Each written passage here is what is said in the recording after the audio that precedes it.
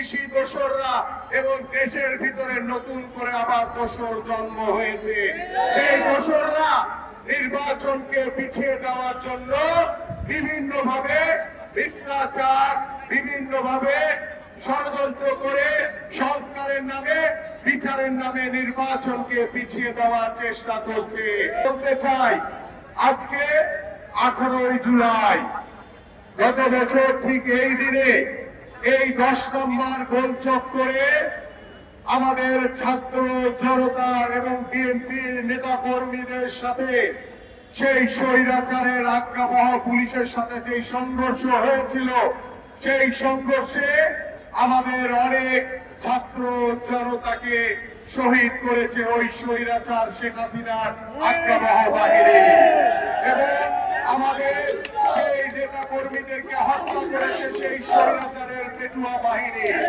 আমরা সেই দিন দেখেছিলাম বাংলাদেশকে স্বাধীন করার জন্য, বাংলাদেশকে স্বৈরাচার মুক্ত করার জন্য নতুন এক প্রচন্ড রাস্তায় এসেছিল আমাদের প্রিয় অভিভাবকবৃন্দ, আমাদের বাবা মারা, আমাদের নতুন প্রজন্মের বেসরকারি বিশ্ববিদ্যালয়ের সকল ছাত্র ছাত্রীরা সেদিন রাস্তায় নেমে এসেছিল ওই স্বৈরাচার শেখ হাসিনার পতনের দাবিতে। এবং আজকে সেই 18 জুলাই আমাদের সেই শহীদদের প্রতি আমার গভীর শ্রদ্ধাঞ্জলি, এবং আমরা জানাই তাদের রুহের মাগফিরাত কামনা করছি। এবং আজকে আমি বলতে চাই যে গত 17 বছর বাংলাদেশ জাতীয়তাবাদী দল বিএনপি এদেশের সাধারণ মানুষকে নিয়ে আন্দোলন করেছিল, সংগ্রাম করেছিল একটি অবাধ সুষ্ঠু নির্বাচনের দাবিতে। সেই আন্দোলন সংগ্রামে বাংলাদেশ জাতীয়তাবাদী দলের বহু নেতা কর্মীদেরকে হত্যা করেছিল, বহু নেতা কর্মীদেরকে গুম করেছিল ওই স্বৈরাচার শেখ হাসিনার বাহিনী। আজকে আমরা 5ই আগস্টের পরে বাংলাদেশের মানুষ যখন নিঃশ্বাস ফেলেছে, বাংলাদেশের মানুষ যখন আশা করছে বাংলাদেশের মাটিতে একটি অবাধ সুষ্ঠু নির্বাচন হবে, কিন্তু সেই স্বৈরাচারের মতো কিছু প্রেতাত্মারা এখনো এই বাংলাদেশে রয়ে গেছে। সেই স্বৈরাচারের প্রেতাত্মারা, সেই আওয়ামী লীগের দোসররা, সেই বিদেশি দোসররা এবং দেশের ভিতরে নতুন করে আবার দোসর জন্ম হয়েছে। সেই দোসররা নির্বাচনকে পিছিয়ে দেওয়ার জন্য বিভিন্নভাবে মিথ্যাচার, বিভিন্নভাবে ষড়যন্ত্র করে সংস্কারের নামে, বিচারের নামে নির্বাচনকে পিছিয়ে দেওয়ার চেষ্টা করছে। প্রিয় নেতৃবৃন্দ, আমরা দেখেছি 13ই জুন আমাদের মাননীয় ভারপ্রাপ্ত চেয়ারম্যান জনাব তারেক রহমানের সাথে এই অন্তর্বর্তীকালীন সরকারের মাননীয় প্রধান উপদেষ্টা, দেশবরেণ্য ব্যক্তিত্ব ডক্টর করেছেন। তার এই আলোচনার পরে বাংলাদেশের জনজীবনে স্বস্তি ফিরে এসেছে।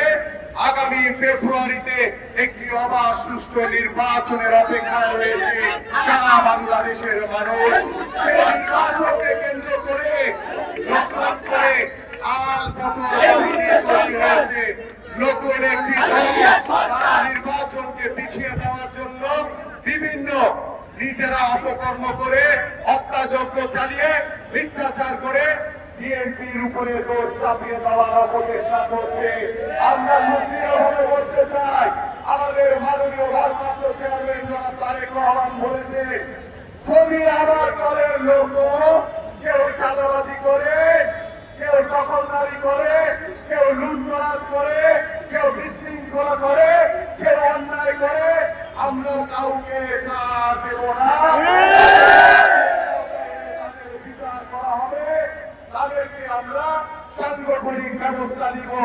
আমরা দৃঢ়ভাবে বলতে চাই, আমরা আমাদের মাননীয় ভারপ্রাপ্ত চেয়ারম্যান জনাব তারেক রহমানের নেতৃত্বে আগামীতে একটি স্বচ্ছ পরিচ্ছন্ন রাজনীতির পরিবেশ তৈরি করতে চাই, যাতে ভবিষ্যতে কোনো স্বৈরাচারের জন্ম না হয়। বিএনপির ভারপ্রাপ্ত চেয়ারম্যান জনাব তারেক রহমানের নেতৃত্বে ঐক্যবদ্ধ রয়েছি, সুসংগঠিত রয়েছি, উজ্জীবিত রয়েছি। এবং আমরা সকলে এদেশের সাধারণ মানুষকে সাথে নিয়ে বাংলাদেশ জাতীয়তাবাদী দলের প্রত্যেকটি নেতা কর্মীদেরকে একসাথে নিয়ে ঐক্যবদ্ধ করে আমরা ইনশাআল্লাহ আগামী ফেব্রুয়ারিতে বাংলাদেশের মাটিতে একটি অবাধ সুষ্ঠু নির্বাচন হবে। সেই নির্বাচনে বাংলাদেশের জনগণের সরকার প্রতিষ্ঠিত হবে। সেই জনগণের সরকার বাংলাদেশের জনগণের কথা মতো চলবে ইনশাআল্লাহ।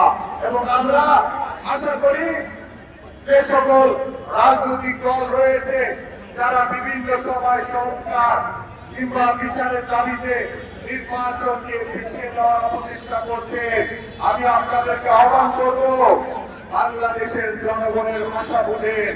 বাংলাদেশের জনগণ কি চায় তাদের সাথে মতামত নেন, তারপরে আপনারা আমাদের সাথে আসেন।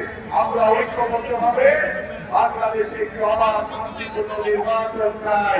কিন্তু দুর্ভাগ্যের বিষয়, একটি দলকে শুনতে জাল মোটর বাহিনী আছে তাদেরকে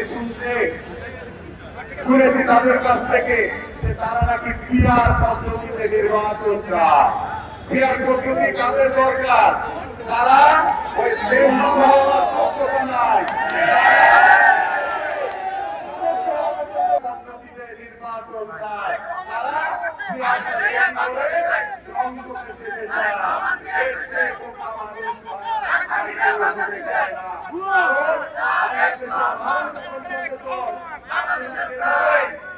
নিজেদের অবস্থানকে বুঝে আপনারা মনে করছেন